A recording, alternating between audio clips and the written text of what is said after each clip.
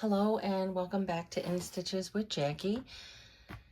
I am continuing with working on my small snow globe wall hanging from the Kimberbell Jingle All the Way quilt.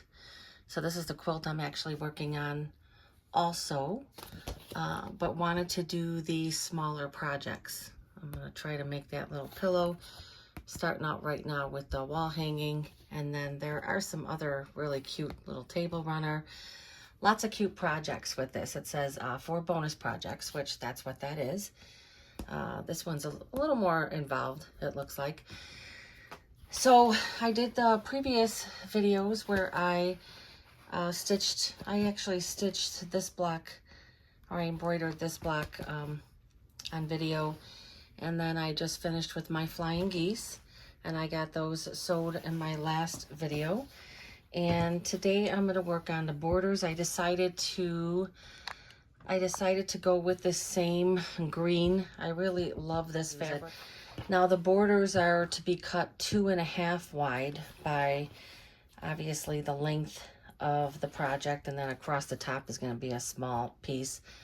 What I decided to do is I am going to quilt them, because I did quilt all the rest of this. I did use batting with all the rest of this. I decided that I'm going to do the method, and I already put this on here. It's going to be the method of attaching the batting first, and I'm only going to be stitching the placement line and the tack down line. I was thinking about doing a gold or red metallic. To clarify, this in the instructions is a 2.5 inch border, which we're talking about this outside border here. I cut mine at 3 because I am going to embroider them in the embroidery machine. And then I'll just cut them down to size. It will make it easier for me to do the tack down line. I did put the SF 101, and simply to so that there's no puckers or pulling. It does help to stabilize the fabric. I highly recommend it. And for the method I'm going to do today, I took and I cut my, so that's 3. I cut this at 2.5. So I cut my batting at 2.5. I took a little bit, just a little bit. I don't do a lot. Took a little bit of my Elmer's washable purple, and just tack this down just to hold it in place. And then I'll be placing this in the embroidery machine to get that quilting done. So we're going to go over to the machine.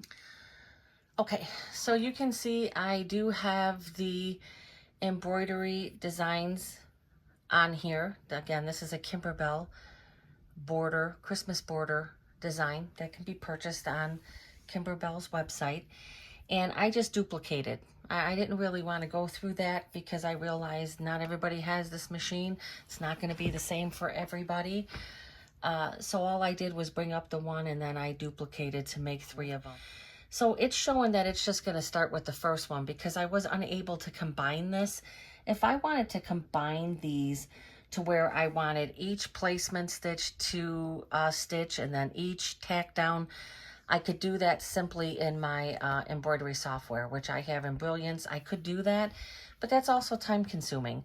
So sometimes you pick your battles. I didn't feel like messing around in the software. So I'm going to do it this way. So I don't want to do that very first placement stitch. So I'm going to go in here and I'm going to pass that up because I am not, and this has some stitching on it. It's from a previous, you could see my mesh cutaway stabilizer. It already has some stitching on it because I went to stitch something and it was incorrect, and I just left it here till I could use this piece of stabilizer. As we all know, stabilizer is not cheap. So I want to go to, let me see, I'm going to go to the next one. So I'm going to go to number 3 because I don't want the placement line for the batting and the tack down because I already have the batting put on the back of my, as I showed, I already have it put on the back of my border. So I'm going to start off with that stitch. Let me get this over here. So I am going to start with that stitch, which is going to go down the middle. Don't pay any attention to steps.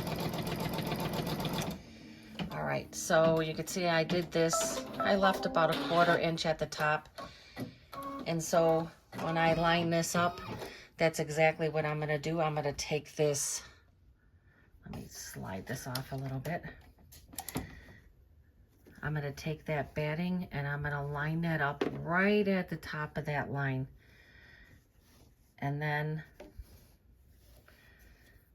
the rest of the batting is gonna line up, and I know that you probably cannot see the line because I went with the line is right here, and that batting is gonna sit right on that line. You can see that right there, right on that line. This is hanging over a bit. I cut this a little bigger. I cut it at 3. So again, I'll move that up a little bit, and I do have the wiggle room. But all I'm doing is just making sure that that is lined up. And if it's lined up on one side, it's going to be lined up on both sides. So I'm not too worried about that. Let me put this back. What I'm going to do is I'm going to take a piece of tape, because this other part of this is hanging over. And I'm just going to take a piece of tape and make sure I'm securing this right where I need to have it secured. That's gonna be a big deal there. All right, and then I'm gonna look down here. This may not look easier. Some people may say, you know what, I'd rather just do it the other way because this looks a little, you know, it might look like it's a little more work than doing the basic. Oh, my tape is not even on there. All right, so the next stitch is going to be the tack down on each side. If I'm a little off, not a big deal, because I cut this a 1/2 inch bigger than I needed.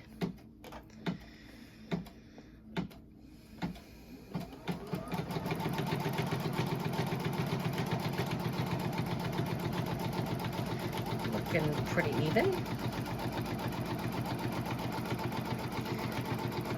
It's gonna stop there. It's gonna cut off and jump to the other side.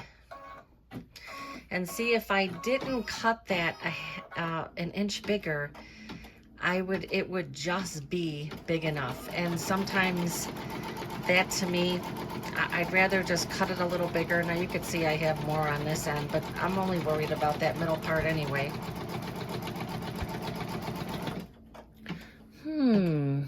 Oh, that went to the tape, that's all.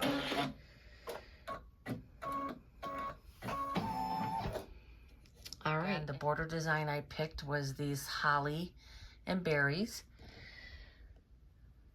There's not a whole lot of selection when you are doing narrow border. And the finished size of this border is going to be 2.5. So you can't really choose designs that are, you know, that are more involved.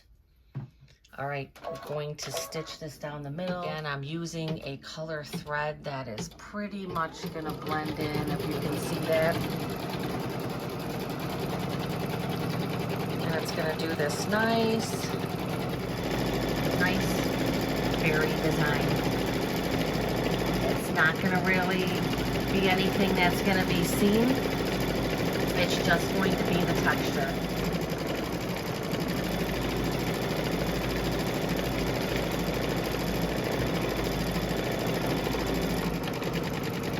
This will definitely be rehooped 2 times, and I'm doing 3 pieces, so I will have more than enough to do both sides of the wall hanging and the pieces that go on top. Now I could have this as a tester, and I could try the next one in a dark green and see how that looks. It's an option. This would be like a darker green. That color right. I can't really see that color. I just don't like the way that. I just don't think I'm gonna like that.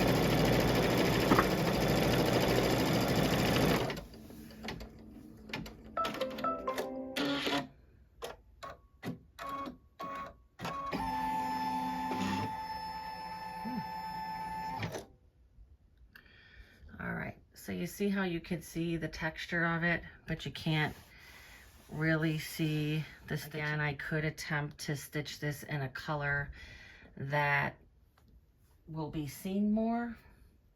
I think if I was going to do that, I probably wouldn't do this. This would still, this metallic would still blend in too much. I would probably do the red, and could technically do it on the next one if we wanted to. It's ready to stitch the next line. I'm gonna skip to 2, which is going to be the tack down. Oops, sorry. It's gonna be the tack down. Okay, I'm back at the machine, and I did put this on here. I am gonna tack it down with the thread that I have in here right now.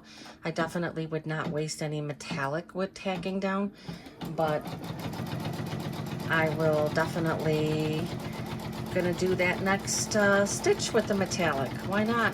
Let's see how it looks. If I decide to go with the metallic, I can always use this for a different project, or use the other one for a different project, depending on what I decide to go with.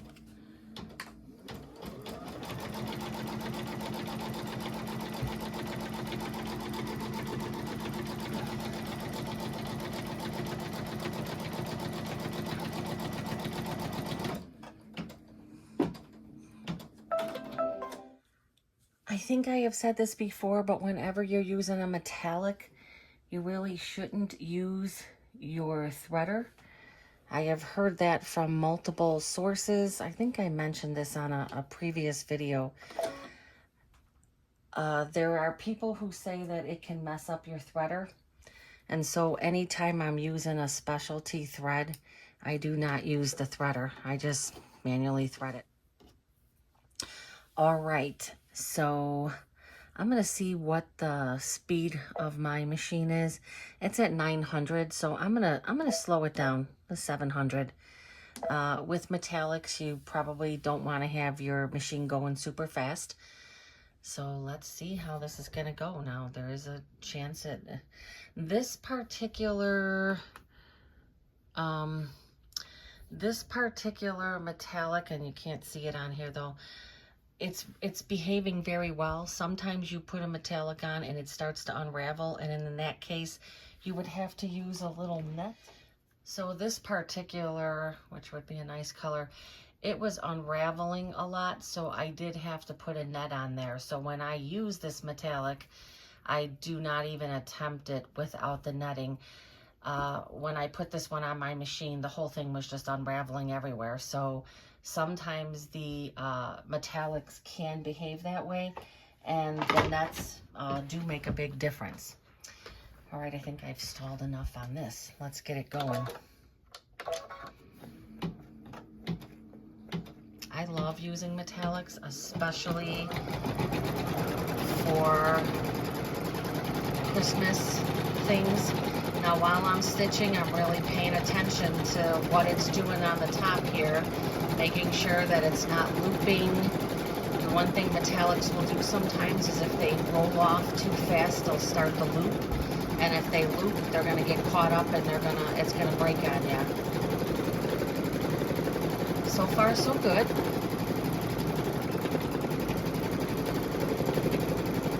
I do like the way the metallic looks. It's real subtle, and it's subtle because this is not a solid fabric by any means. It's got a pretty strong print on it, so any kind of quilting, I feel, would not stand out as much as it could. But I think the metallic is going to make a bigger difference than the other one. With my baby lock, the metallics were wonderful. I think I've mentioned before that on my Bernina 770 that embroiders beautifully, but it just does not do well with these types of threads. I've noticed with that machine that specialty threads are really a challenge. I'll have to decide which one I like more. Well, obviously the other one you don't see at all, and this one you can see.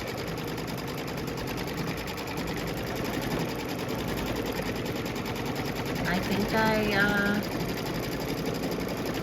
like the metallic. All right, let's see.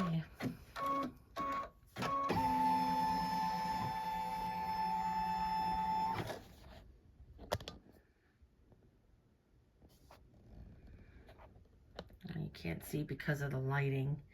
The lighting is not very good right here. Shine a little bit more there, but you see how you can see it's very subtle. I mean, when you're up close on it, you can see and tell that it's a metallic. I do like it. I think I'm probably gonna stick with the metallic for this.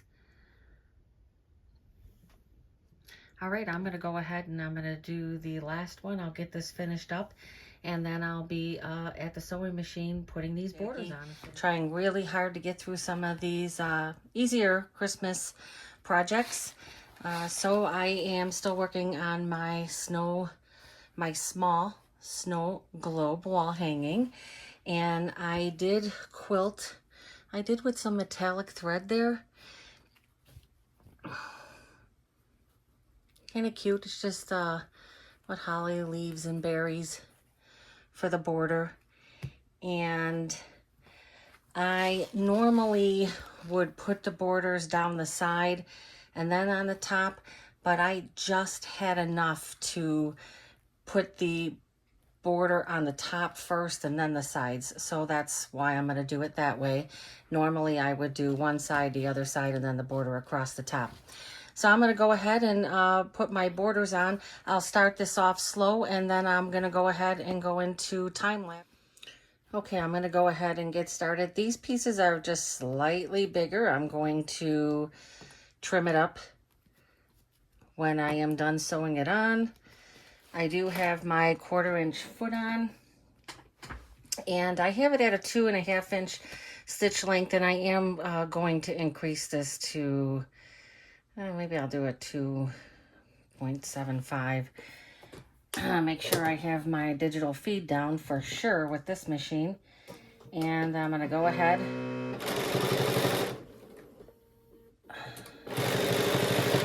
and get this sewn on here.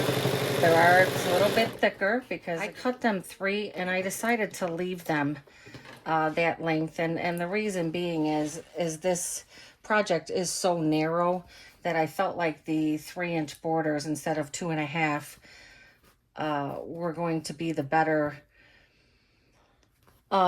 for me. I do like that. That is a metallic thread I did that with.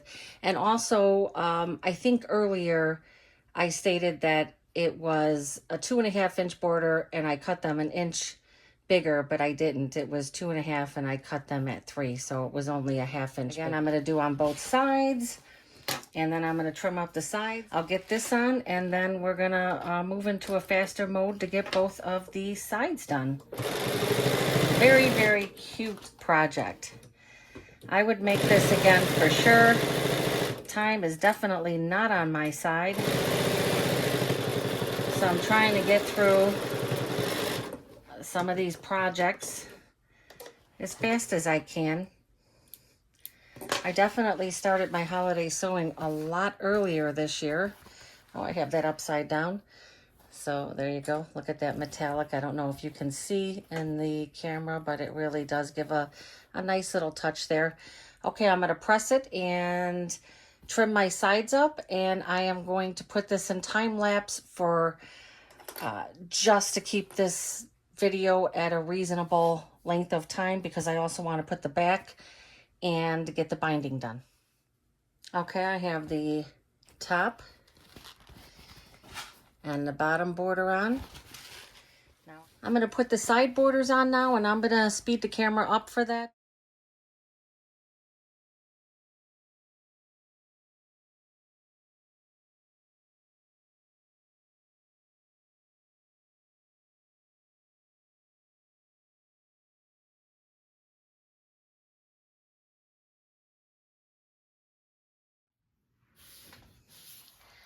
Okay, I have the borders all on.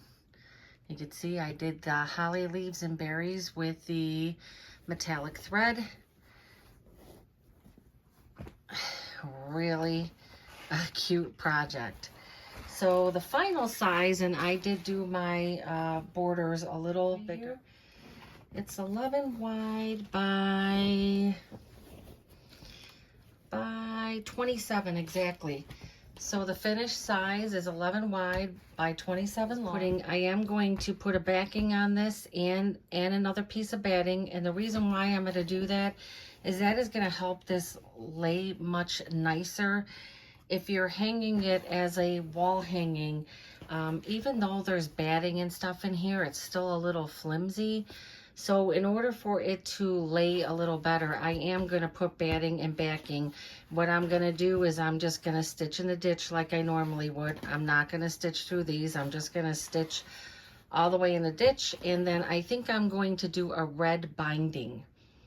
One tip that I would give for this is I used my little Aliso iron for ironing. I ironed the seams open. I would do that as opposed to using a large iron, because you really have to be aware of these vinyl pieces. And just think your iron is here going through this seam, and it gets really close to this vinyl. And so I was not using the steam with my Aliso. I was just pressing it without steam. But regular, you know, full-size irons get much hotter. So I would suggest using something a little smaller. And there you go. I mean, how cute is that? Okay, so I'm just going to get ready to get the backing and the binding on this, and it will be all done. I hope you are enjoying this project, but it is not done yet. All right, so now we are to the part where I did put, I just put a few pins there. I'm going to do some stitching in the ditch to get my background fabric. I just went with the same color green. I'm just going to stitch in the ditch and down the sides. And then I also picked this red that matches the inner part. That's going to be the binding. So we're going to go over to the sewing machine and get this finished. All right. Not expecting this to take too long. Again, I'm going to stitch in the ditch. I do have my digital dual digital foot on here. As always, I love stitching in the ditch and finishing things with this foot. I do have the open toe on there. I do have the other one that has the guide for stitching in the ditch, and I just prefer this. I did increase my stitch length to 3, but I'm going to see. I might, yeah, I think I'm going to take it to 3.5. There are a lot of layers here.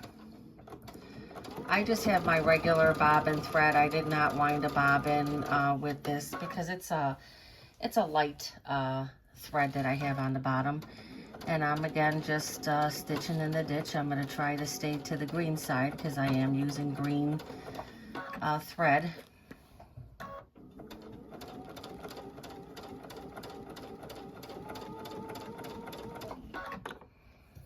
I don't know if that's shaking some. I apologize. So this is not going to take too long at all.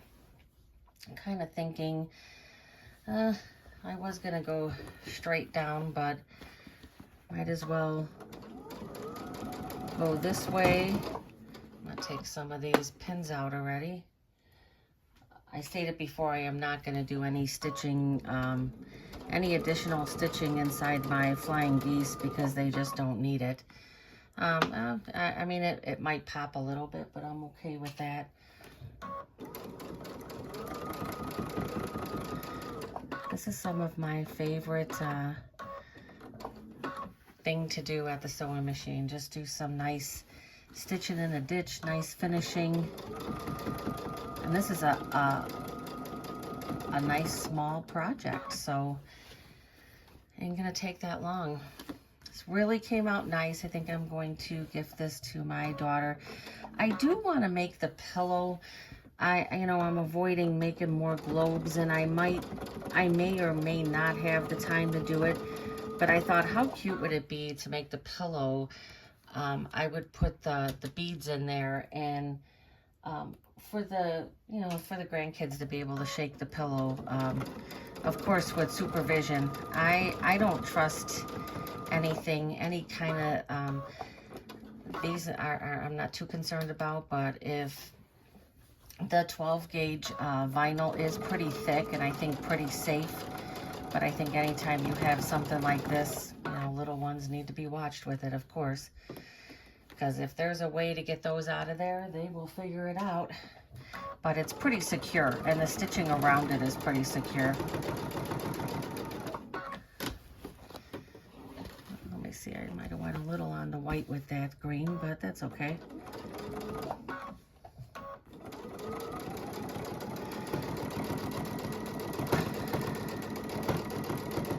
Yeah, this kind of did really thick here.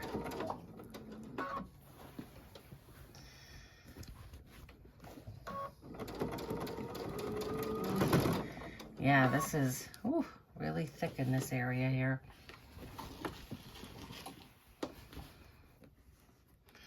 And then once I stitch through all of these, I will stitch around and then get my binding on. And I'm going to be done. If I was, put that open there. Those seams are really thick. I just feel like with a smaller project like this, if you don't put the batting and you just put the backing, and you could put SF101 and make the backing a little more stable, but I just feel like with something that's a little smaller, it makes sense. Oh, I did go down into there. Okay. I did not go down this one. And when I go along the sides, I'll put that on a faster mode, and gonna be glad to have this project done. I have completed more projects, and I've sewn quite a bit of projects off camera also. Okay, I think I need to go down this one. Oh, I'm gonna have to back up one there. One stitch a little too far. This though was a really, really fun, cute project to work on. I would do this again. I had thought about doing it a little more fancier with like some silver and metallic blue and something like that. That would really be stunning. This is more, you know, kid, you know, like more playful colors. Trying to see if I've gone around all of these. I don't think, I didn't go on this end. I did go on this end. So not a big deal to come down this way again.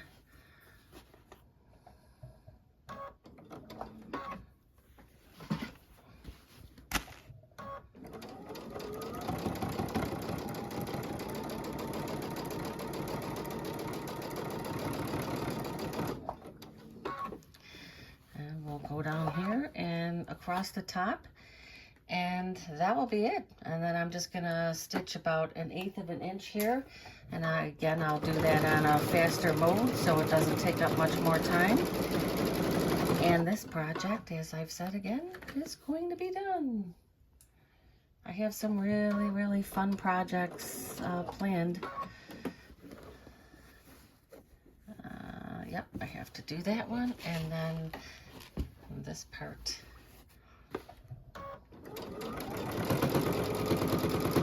Will be done. Yeah, that's really thick. Okay.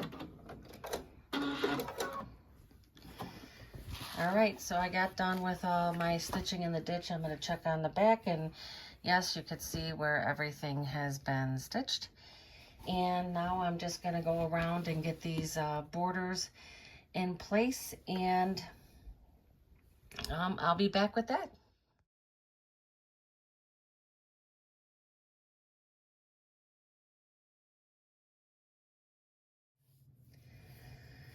Okay, I am back at my sewing machine now. I trimmed everything up. I only did my binding 2 1/4, which is going to be a little tighter.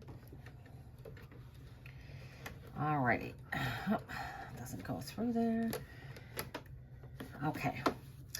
Alright, I'm going to get this sewn on. I usually leave a reasonable amount there so that when I come back around to attach it, I have enough of it free. I'm going to probably try to put this on maybe a little more narrow. I don't know.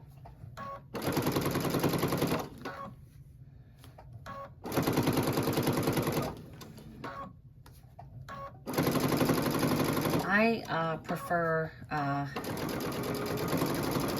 darker bindings, not all the time, but for framing, I just think it makes all the difference when you're for framing a project. All right, let me get down to 1/4 inch here. And what I usually try to do is sew off to that corner.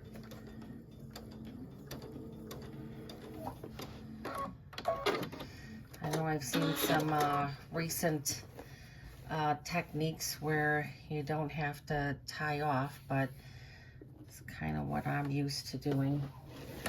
I'm just going to get this top part done, and then I will throw this in fast mode.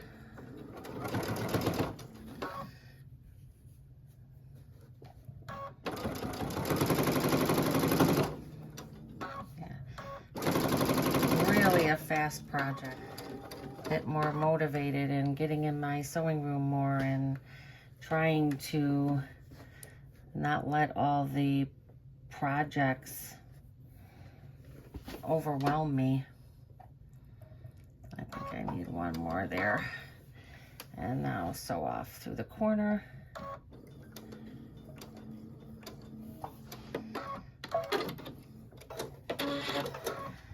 I usually will double check, make sure that those are good. I could see here I'm going to have plenty of wraparound, so I think I am good. All right, I'm going to go ahead and put this on a faster mode here so I can get this done.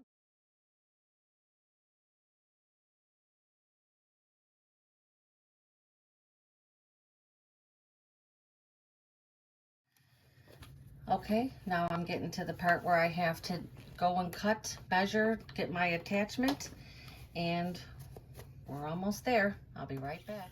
I'm gonna go ahead now and get this stitched. Always hard to do this part here, but I do not, and I am not good at that tuck-in technique. I've been doing it like this for too many years to change now. Okay, let me see if I did that correctly. I did. You have to always make sure you're not twisted.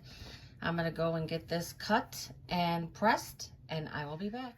Okay, I'm just gonna get this sewn in place, and I will be ready to flip this over.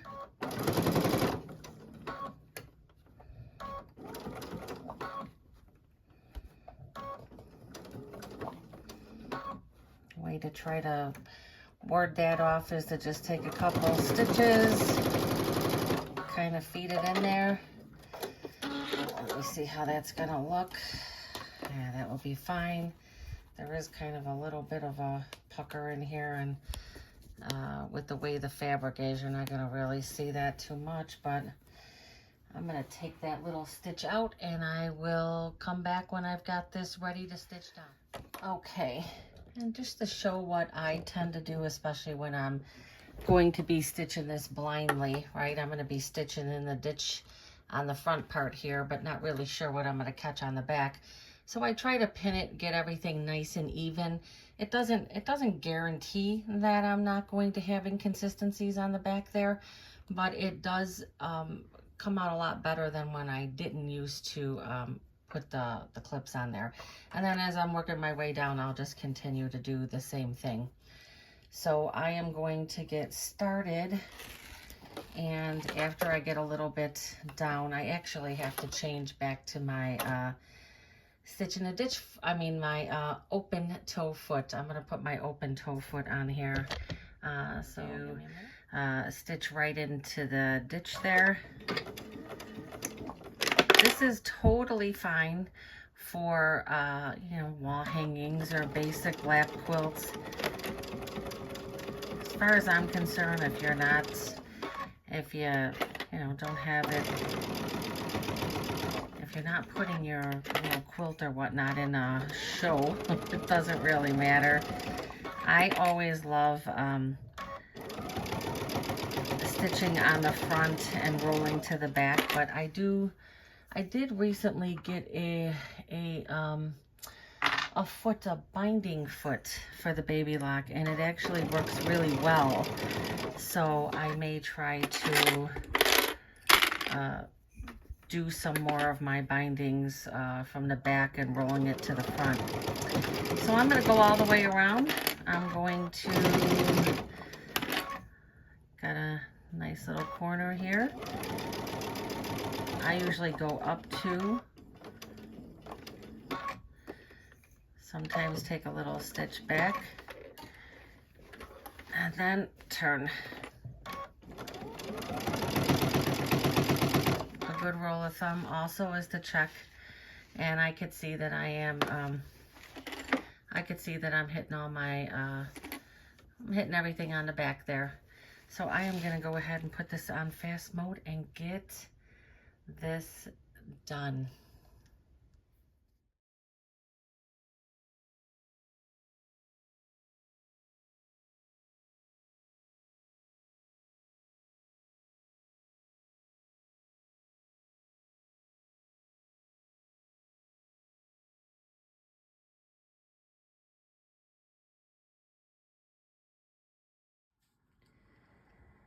Okay, and here is the finished project.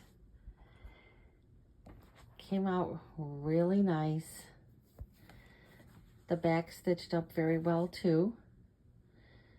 Caught my binding. I had one corner this corner right here gave me a little bit of trouble.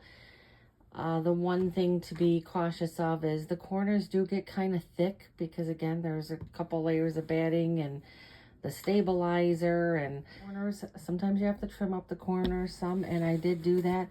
But you could see it is hard to get a really sharp corner. But I think overall it looks good. There's that metallic. Oh, there's a piece of tape there. So yes, all done. Very happy with how it came out. But super fast, very giftable project. So I hope you enjoyed this project. Please give me a thumbs up and consider subscribing. Thank you so much for stopping by. I do greatly appreciate it.